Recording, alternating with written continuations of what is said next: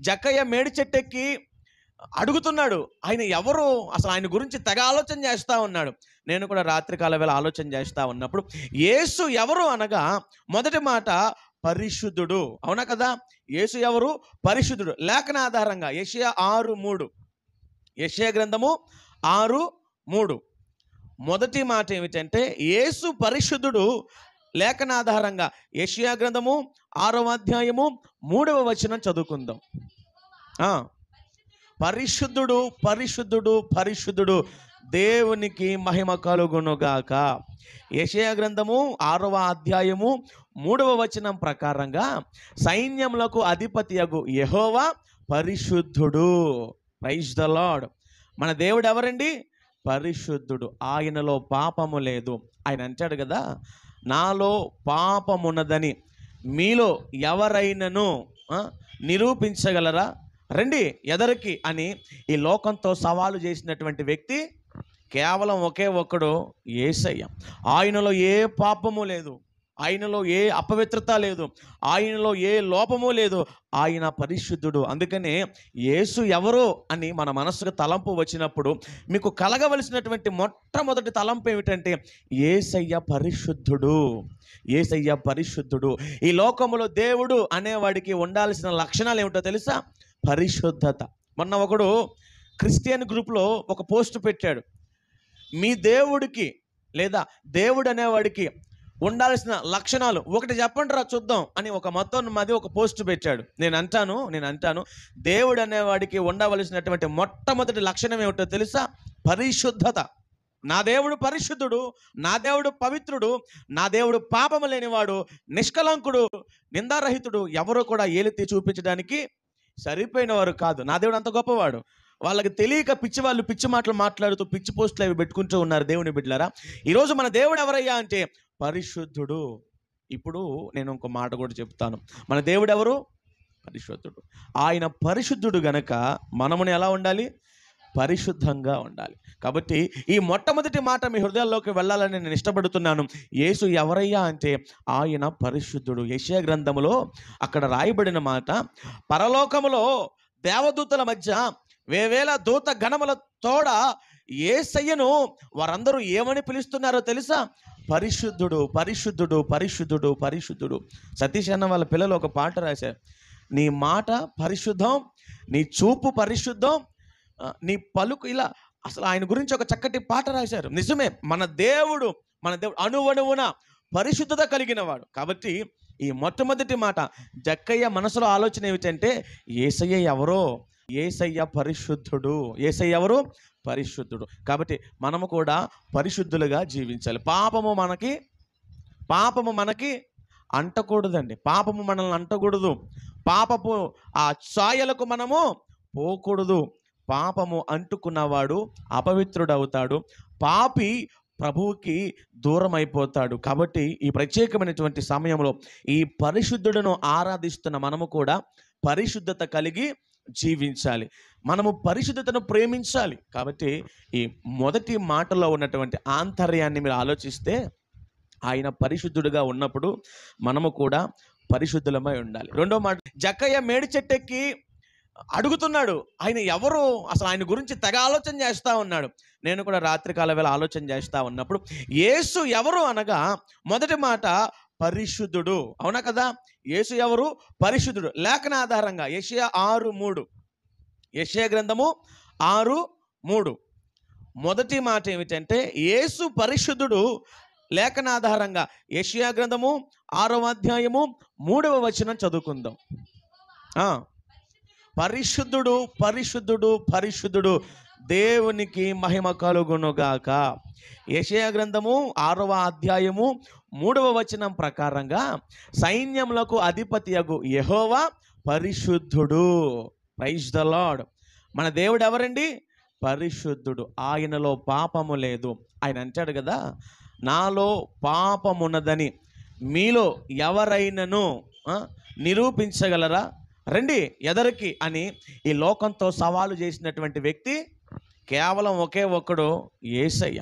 ఆయనలో ఏ పాపము లేదు, ఆయనలో ఏ అపవిత్రత లేదు, ఆయనలో ఏ లోపము లేదు, ఆయన పరిశుద్ధుడు. అందుకనే యేసు ఎవరు అని మన మనసుకు తలంపు వచ్చినప్పుడు మీకు కలగవలసినటువంటి మొట్టమొదటి తలంపు ఏమిటంటే యేసయ్య పరిశుద్ధుడు, యేసయ్య పరిశుద్ధుడు. ఈ లోకములో దేవుడు అనేవాడికి ఉండాల్సిన లక్షణాలు ఏమిటో తెలుసా? పరిశుద్ధత. మొన్న ఒకడు క్రిస్టియన్ గ్రూప్లో ఒక పోస్ట్ పెట్టాడు, మీ దేవుడికి లేదా దేవుడు అనేవాడికి ఉండాల్సిన లక్షణాలు ఒకటి చెప్పండి రా చూద్దాం అని ఒక మొత్తం మాది ఒక పోస్ట్ పెట్టాడు. నేను అంటాను దేవుడు అనేవాడికి ఉండవలసినటువంటి మొట్టమొదటి లక్షణం ఏమిటో తెలుసా? పరిశుద్ధత. నా దేవుడు పరిశుద్ధుడు, నా దేవుడు పవిత్రుడు, నా దేవుడు పాపము లేనివాడు, నిష్కలంకుడు, నిందారహితుడు, ఎవరు కూడా ఏలెత్తి చూపించడానికి సరిపోయిన వారు కాదు. నా దేవుడు అంత గొప్పవాడు. వాళ్ళకి తెలియక పిచ్చి వాళ్ళు పిచ్చి మాటలు మాట్లాడుతూ పిచ్చి పోస్టులు అవి పెట్టుకుంటూ ఉన్నారు. దేవుని బిడ్డలారా, ఈరోజు మన దేవుడు ఎవరయ్యా అంటే పరిశుద్ధుడు. ఇప్పుడు నేను ఇంకో మాట కూడా చెప్తాను. మన దేవుడు ఎవరు? పరిశుద్ధుడు. ఆయన పరిశుద్ధుడు గనక మనమును ఎలా ఉండాలి? పరిశుద్ధంగా ఉండాలి. కాబట్టి ఈ మొట్టమొదటి మాట మీ హృదయాల్లోకి వెళ్ళాలని నేను ఇష్టపడుతున్నాను. యేసు ఎవరయ్యా అంటే ఆయన పరిశుద్ధుడు. యెషయా గ్రంథములో అక్కడ రాయబడిన మాట, పరలోకములో దేవదూతల మధ్య వేవేల దూత గణముల తోడ యేసయ్యను వారందరూ ఏమని పిలుస్తున్నారో తెలుసా? పరిశుద్ధుడు, పరిశుద్ధుడు, పరిశుద్ధుడు, పరిశుద్ధుడు. సతీష్ అన్న వాళ్ళ పిల్లలు ఒక పాట రాశారు, నీ మాట పరిశుద్ధం, నీ చూపు పరిశుద్ధం, నీ పలుకు, ఇలా అసలు ఆయన గురించి ఒక చక్కటి పాట రాశారు. నిజమే, మన దేవుడు అణువణువున పరిశుద్ధత కలిగిన వాడు. కాబట్టి ఈ మొట్టమొదటి మాట జక్కయ్య మనసులో ఆలోచన ఏమిటంటే యేసయ్య ఎవరో? యేసయ్య పరిశుద్ధుడు. యేసయ్య ఎవరు? పరిశుద్ధుడు. కాబట్టి మనము కూడా పరిశుద్ధులుగా జీవించాలి. పాపము మనకి అంటకూడదండి. పాపము మనల్ని అంటకూడదు. పాపపు ఆ ఛాయలకు మనము పోకూడదు. పాపము అంటుకున్నవాడు అపవిత్రుడవుతాడు, పాపి ప్రభువుకి దూరం అయిపోతాడు. కాబట్టి ఈ ప్రత్యేకమైనటువంటి సమయంలో ఈ పరిశుద్ధుడును ఆరాధిస్తున్న మనము కూడా పరిశుద్ధత కలిగి జీవించాలి. మనము పరిశుద్ధతను ప్రేమించాలి. కాబట్టి ఈ మొదటి మాటలో ఉన్నటువంటి ఆంతర్యాన్ని మీరు ఆలోచిస్తే ఆయన పరిశుద్ధుడిగా ఉన్నప్పుడు మనము కూడా పరిశుద్ధులమై ఉండాలి. రెండో మాటగా ఈ లోకానికి తన చిత్తాన్ని పరిచయం చేస్తున్నాడంటే మీరు కోపపడవద్దు. మీరేం చేయొద్దు? కోపపడవద్దు. శాంతంగా ఉండండి, ప్రశాంతంగా ఉండండి. ఎందుకంటే నేను ఎవరిని? శాంతమూర్తిని. ఆయన ఎంత శాంతమూర్తి అంటే నీవు నేను ఎన్ని దుర్మార్గపు పనులు చేసినప్పటికీ కూడా ఆయన ఒక్క మాట అనడానికి కూడా అసలు ఆలోచన కూడా తెచ్చుకోవట్లేదు. ఇప్పుడు మనం ఏ కాలంలో ఉన్నాం అంటే అందరూ ఏం చెబుతారు? కలికాలంలో ఉన్నామండి. ఏ కాలంలో ఉన్నాం? లోకం చెప్పే మాట ఏమిటి? కలికాలంలో ఉన్నామండి. కలికాలం కాదు, నీ బొందకాలం కాదురా, నువ్వు కృపాకాలంలో ఉన్నావు. కృపాకాలం అనగా నువ్వెన్ని తప్పులు చేసినా నీకు క్షమాపణ దొరుకుతుంది, నువ్వెన్ని పాపాలు చేసినా నీకు క్షమాపణ దొరుకుతుంది, నువ్వు ఎంతగా తిరిగి తాగి దూషణ మాటలు పలికినా నీకు క్షమాపణ దొరుకుతుంది. దీన్ని కృపాకాలం అన్నారు. నా దేవుడు శాంతమూర్తి. ఎందుకు శాంతమూర్తిగా ఉన్నాడు? పాత నిబంధన గ్రంథంలో నా దేవుడిని ఒక్కసారి పరిశీలిస్తే తప్పు చేసినవన్నీ ఎప్పుడు ఎక్కడ ఆయన క్షమించినట్లు కనపడలే. ఎందుకని కావలసినవన్నీ ఇస్తున్నాను, తప్పు చేయడానికి ఏంటి నీకు మాయరోగం అంటున్నాడు దేవుడు. పాత నిబంధన గ్రంథంలో కావలసినవన్నీ ఇస్తున్నాను, తప్పు చేయడానికి నీకేంటి మాయరోగం అన్నాడా లేదా అని తప్పు చేసిన ప్రతి ఒక్కరిని కూడా ఆయన ఏం చేశాడు? దండించాడు, కోప్పడ్డాడు.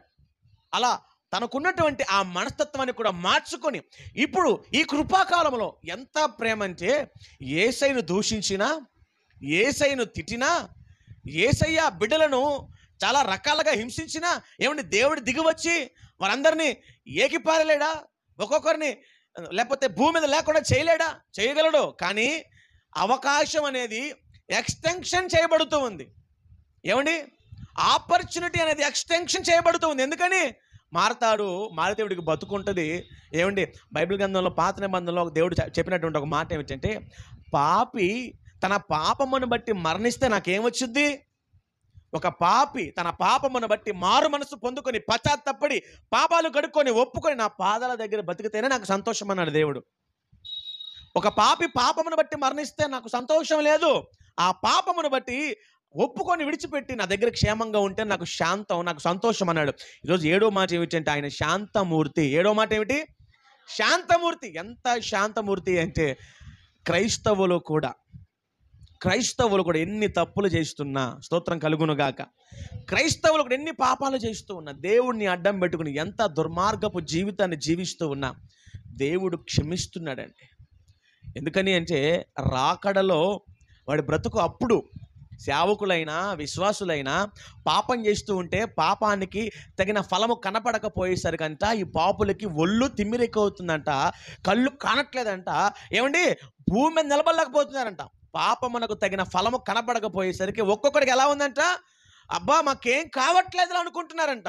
వాడికి ఎప్పుడో తెలుసా రాకడలో దేవుడు సింహాసనం మీద కూర్చొని లెక్క అడుగుతున్నప్పుడు వాడి డొక్క చించే సమయం ఒకటి ఉంటుంది.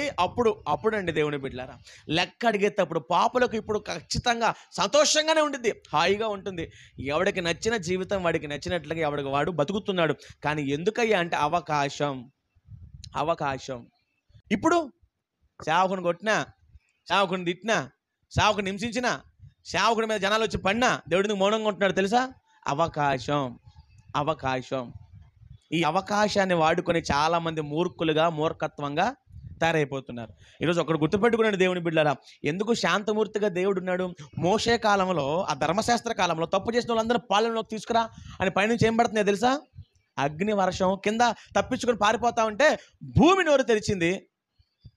అప్పుడు ఎందుకు అలా ఉన్నాడు, ఇప్పుడు ఎందుకు ఇలా ఉన్నాడంటే మిమ్మల్ని కాపాడుకోవాలి, నాలాంటి వాళ్ళని కాపాడుకోవాలి, సర్వ మానవాళ్ళని రక్షించుకోవాలి, నా బిడ్డలు, నా ప్రజలు, నా వాళ్ళని చెప్పి ఆయన ఎంతగా అల్లాడిపోతున్నాడో, తప్పిస్తున్నాడో మనకు అర్థం కావాలి. 7వ మాట ఏమిటి? శాంతమూర్తి. 7వ మాట ఏమిటి? ఇది కృపాకాలంలో ఉన్నాం, కనికరం చూపిస్తున్నాడు, ప్రేమ కలిగిన దేవుడు. ఆయన మన పట్ల సమస్తమును అందులోనే తర్వాత మనకు వస్తే కనికరమ గలవాడు, కృప కలిగిన వాడు అని ఉంటుంది. అదే వచనాన్ని కూడా కింద రాసుకోండి. 52:13 రాసుకోండి. 8వ మాట చెప్పాక కనికరం గల దేవుడు అని 7:13 రాసుకోండి. 7:13 చదవమ్మా. కరుణా వాత్సల్యం అంటే కనికరము కలిగిన దేవుడు. అవునా? కనికరము, అదే మాట రాసుకోండి అక్కడ. దేవుడు ప్రేమ స్వరూపి అని ఎలా మనము ఒక ఆలోచనకి, ఒక ఫైనల్ కంక్లూజన్కి ఎలా రాగలుగుతాం? దేవుడు ప్రేమామయుడు, ప్రేమ స్వరూపి, నిజముగా ప్రేమ కలిగిన వాడు అని మనం ఎలాగా ఒక ఫైనల్ డెసిషన్కి వస్తామండి దేవుని బిడ్డలారా? ఎలా రాగలుగుతాం? ఏమండి, పలానా దేవుడు చాలా ప్రేమ అండి, మనుషులంటే ఆయనకి ఎలానేని ప్రేమ అండి అని 10 మంది చెప్పుకుంటున్నారు. ఏం చూసి ఆయన ప్రేమ కలిగిన వాడని చెప్తాం మనం దేవుని బిడ్డలారా? డబ్బు ఇస్తే ప్రేమ కలిగిన వాడు అంటామా? ఏమంటే మంచి బట్టలు ఇస్తే ప్రేమ కలిగిన వాడు అంటామా? ఇతరత్ర అవసరతలు తీరిస్తే ప్రేమ కలిగిన వాడు, బాగా ప్రేమ ఉంది వాడికి అంటామా? కాదండి. ఇక్కడ నిజమైన ప్రేమ ఏమిటో తెలుసా? ఆయన మన కొరకు చివరి రక్త బొచ్చ వరకు కార్చి ప్రాణం పెట్టాడు. అది నిజమైనటువంటి ప్రేమ. నేను పోయిన వారం, ఆ పై వారం కూడా చెప్పాను. నిజమైన ప్రేమ అంటే ఏమిటంటే ఆ ప్రేమ ప్రాణం పెట్టడానికి కూడా. అవునా దేవుని బిడ్డలారా? మనము ఎన్నెన్నో పాటలు, ఒక పాట అంటే దేవుని ప్రేమ గురించి అంట రాయడం ప్రారంభిస్తే, ప్రతి చెట్టు కొమ్మ పెన్నుగాను, ప్రతి సముద్రములో, ప్రపంచంలో ఉన్న సముద్రపు నీటి బిందువులన్నీ సిరాగాను మారితే ముందు మాట పరిచయం కూడా అవదంట. పరిచయం అంటే ఏమిటి? దేవుడి గురించి 4 మాటలు రాసి ఆ తర్వాత వివరిస్తారు. ఏమండి, ప్రతి చెట్టు కొమ్మ పెన్నుగాను, సముద్రపు జలాలన్నీ ఇంకుగాను మారినా మొదటి మాట పూర్తవదంట. దేవుని ప్రేమ అంత గొప్పది. దేవుని ప్రేమ గురించి జాలనటువంటి అద్భుతమైనటువంటి ప్రేమ, అగాధ సముద్రము కన్నా లోతైన ప్రేమ. ఏ ప్రేమ? దేవుని ప్రేమ, యేసయ్య ప్రేమ. ఇప్పుడు మన దేవుడు ఎవరు? ఇప్పుడు నా దేవుడు అంటే నిన్ను నేను ప్రేమిస్తున్నాను. నా దేవుడు ప్రేమిస్తున్నాడు, మనుషులను ఆయన ప్రేమిస్తున్నాడు. ఎందుకని అంటే ఆయన బిడ్డలను ఆయన ఎప్పుడు విడిచిపెట్టుకోడు. మనుషులను ఆయన విడిచిపెట్టేవాడు కాదండి. దేవుడు మనుషులను ప్రేమించి వారి అవసరతలు తీరుస్తున్నాడు. 6వ మాట ఏమిటంటే మన దేవుడు మనలను ప్రేమిస్తున్నాడు. ప్రేమించే దేవుడు. కాబట్టి ఈరోజు ప్రత్యేకంగా మనమందరము కూడా తెలుసుకోవలసినటువంటి విషయాలు ఇవే. ప్రేమ కలిగిన దేవుడు మనము కలిగి ఉన్నాం. మన దేవుడు ఇంతకన్నా గొప్పవాడా? ఇంతకన్నా ప్రేమ కలిగిన వాడు ఎవరైనా ఉన్నారా మన దేవుడి కంటే? అంటే నాకు తెలిసి ఈ ప్రపంచంలో ఈయన ప్రేమ ఎంత గొప్పది అంటే దేవుని బిడ్డలారా, ఇంకొక వివరణ కూడా ఇస్తాను. తప్పు చేసిన వాడిని చంపమని చట్టాలు, ఇతర దేవతలు అందరూ కూడా ముక్త కంఠంతో మాట్లాడుతున్నారు. దేవుని ప్రేమ ఎంత గొప్పదంటే దుష్టులను శిక్షించాలి అని చెప్పి ఇతర గ్రంథాలలో కానీ, ఇతర దేవతలు కానీ తప్పు చేసిన వాడిని క్షమించకూడదు అని అంటుంటే, ఈయన ప్రేమ ఎంత గొప్పదో చూడండి. తప్పు చేసిన వాడిని ఎవరినైనా సరే ప్రేమతో క్షమించి విడిచిపెట్టండి, అవకాశం ఇవ్వండి. ఏమివ్వాలి? అవకాశం ఇవ్వండి. ఈ దేవుడు ఎక్కడ దొరుకుతాడు మనకు? ఇలాంటి దేవుడు ఎక్కడ దొరుకుతాడు మనకు? ఇలాంటి దేవుడు ఎక్కడ ఎందెందు వెతికినా మనకు కనపడడు. అందుకనే యేసయ్య గొప్పతనం ప్రపంచమంతా కూడా ఖండాలు ఖండాలు దాటి ఎందుకని ప్రపంచమంతా పరుగులు తీస్తుంది అంటే, ఏమండి, అందరూ తప్పు చేసిన వాడిని చంపాలి అంటే ఈయన మాత్రం క్షమించి విడిచిపెడుతూ, మరి ఎప్పటికీ తప్పు చెయ్యకో, అవకాశం ఇస్తున్నాడు, జీవితాన్ని సరిదిద్దుకో అంటున్నాడు. ఈయన ప్రేమ అంత గొప్పది. ఇలాంటి దేవుణ్ణి మనము కలిగి ఉన్నందుకు మనము కూడా, ఏమండి, క్రైస్తవులను హింసిస్తున్నారు, క్రైస్తవులను చంపుతున్నారు, చర్చిలు కూల్చేస్తున్నారు, దాడులు చేస్తున్నారు, రకరకాల దూషణ మాటలు అవి పలుకుతూ ఉన్నారు. తిరిగి క్రైస్తవుడు ఎందుకండి మాట్లాడడు అంటే, ఈ దేవుడు ప్రేమ స్వరూపి గనక, ఈ ప్రేమ స్వరూపి అయిన దేవుడు మనకు కూడా ఆ ప్రేమ గుణాన్ని పంచాడు గనక, మన శత్రువుల్ని సహితము ప్రేమించమని దేవుడు చెప్పాడు గనకనే, ఏమండి, శత్రువులను సహితము ప్రేమించమని చెప్పాడు గనకనే మతోన్మాదులను ప్రేమిస్తున్నారు.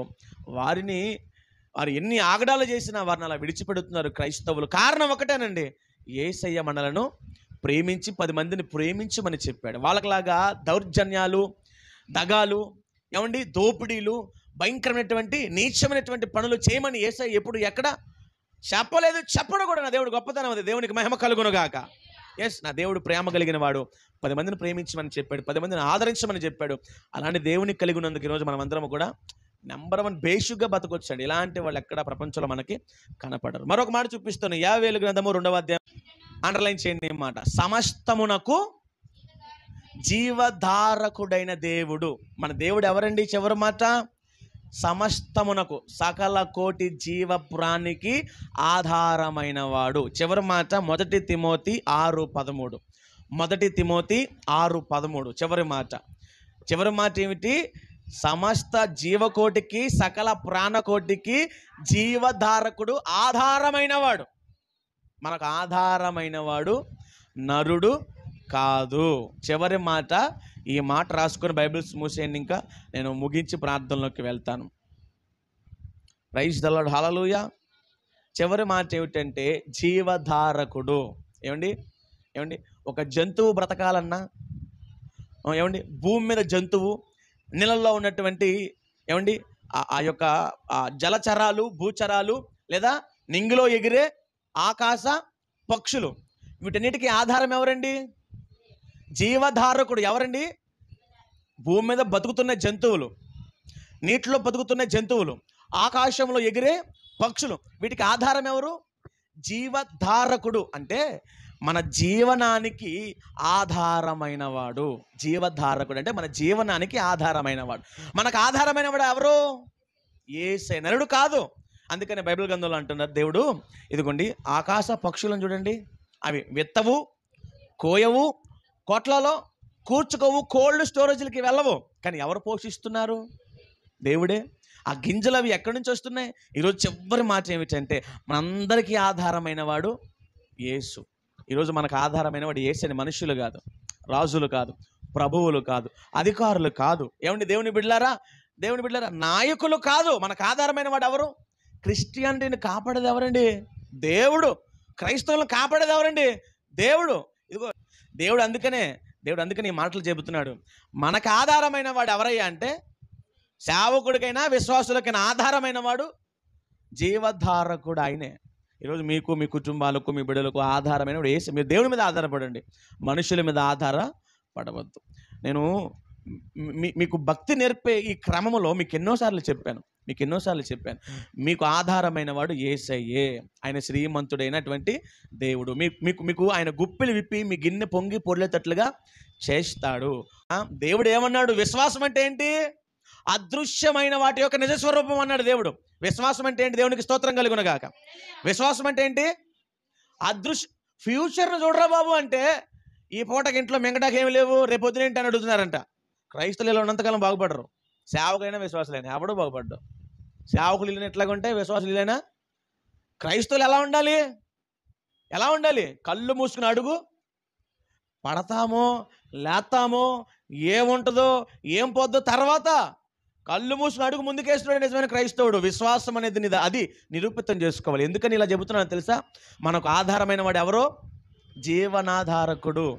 మన జీవధారకుడు యేసయ్య. నీకు అన్నం పెట్టేది యేసయ్య. ఏమండి దేవుని బిడ్డలారా, యేసయ్య పెట్టకపోతే నీకు పని దొరికిద్దా? యేసయ్య పెట్టకపోతే నువ్వు బియ్యం కొనగలవా? యేసయ్య పెట్టకపోతే నువ్వు ఏదైనా చేయగలవా? నీళ్ళు వస్తాయా? గాలి వచ్చిద్దా? ఈ టైం టు టైము ఈ ఋతువులు లేకపోతే ఈ వర్షాలు ఇవన్నీ కూడా అవుతాయా? పంటలు పండుతాయా? యేసయ్య ఒక్కసారి గుప్పిడి మూస్తే ఏది జరగదు. మనం అనుకుంటున్నాం పనికెళ్ళి 10 తెచ్చుకుంటాం కదా, బియ్యం పప్పులు కొనుక్కుంటున్నాం కదా, కష్టపడితే ఎలాగోతే దేవుడు ఇచ్చేస్తున్నాడా? పిచ్చివాగుడు వాగుతుంటారు చాలామంది. వెళ్దాం, కష్టపడి కొనేసుకుంటున్నావు నువ్వు. కష్టపడే శక్తి లేకపోతే ఏమండి, కష్టపడే శక్తే లేకపోతే ఆ శక్తి ఇచ్చేది ఎవరు? కనపడే శక్తిని కష్టపడి డబ్బు తెచ్చినా కూడా కనబడుతుంది. డబ్బు చూసి గర్వపడుతున్నావు. కష్టపడతాడానికి శక్తి. ఇప్పుడు వీటన్నిటి వెలుగుతున్నాయంటే ఈ వైర్ లోపల ఏముందని అర్థం? పవర్. ఏది చూపించండి, ఏం చూస్తుంది? దాంట్లో రాగి మొక్కలు ఉంటాయి. కరెంట్ ఎలా కనబడుతుంది? కంటికి కనబడిద్దా? ఒక మనిషి గాలి పీల్చుకున్నాడంటే, బతుకుతున్నాడంటే ఎయిర్ గాలి అనేది దేవుడు ఉంచాడని అర్థం. ఇది కనపడంటే ఏడ కనబడిద్ది?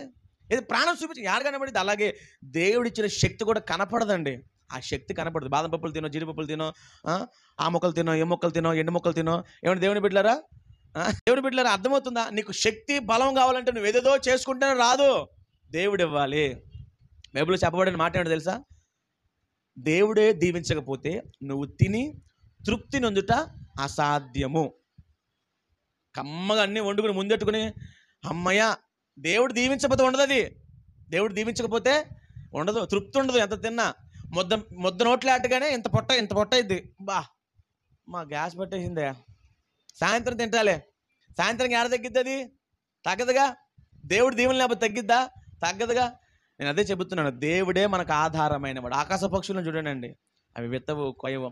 జంతువుల్ని టైం టు టైం ఫుడ్ దొరుకుతున్నాయి. వాటికి ఎలాగోలా పెడుతున్నాడు దేవుడు, ఎలాగోలా పెడుతున్నాడు. ఏమంటే ఆ నీటిలో ఉండే ఆ చేపలు, వాటిలో ఉండే ఆ జలచరాలు ఎట్లగొట్ల పెడుతున్నాడు దేవుడు, ఎట్లగొట్ల పోషిస్తున్నాడు. అందుకని నేను చెబుతున్నా, మన యేసయ్య ఎవరయ్యా అంటే జీవనాధారకుడు, ఆధారమైన వాడు, మనకు ఆధారమైన, మనం పోషించేవాడు. మన యేసయ్యలను గొప్పతనాలు ఇవన్నీ. కాబట్టి యేసయ్య ఎవరో అని మీకు ఎవరిని అడిగితే ఇది చెప్పండి. సాయంత్రమో లేదా వచ్చే వారమో మనం ఎవరమో చెబుతాను. ఇప్పుడు యేసయ్య ఎవరో మనం తెలుసుకున్నాం, మనం ఎవరో కూడా మనం తెలుసుకోవాలి. గుడ్డెద్దులు చేలబడి భక్తి పద్ధతి కాదుగా మరిది. నువ్వు ఎవరో అని ఎవరైనా నేను అడిగితే ఒక చిన్న హింట్ ఇస్తాను, నేను దేవుని సృష్టి అని చెప్పండి. నువ్వెవరో? దేవుని సృష్టి. ఈ సృష్టి అంతట్లో కల్లా గొప్పవాడు ఈ మానవుడు. ఈ మానవుడు ఎవరయ్యా అంటే దేవుని సృష్టి. కాబట్టి దేవుడు ఎవరో మనం తెలుసుకున్నాం. మనం ఎవరో కూడా వీలైతే సాయంత్రమో ఆ పై వచ్చే వారమో దేవుని చిత్తం ప్రేరేపించబడితే సాయంత్రమే చెప్తాను, లేదా వచ్చే వారం చెప్తాను.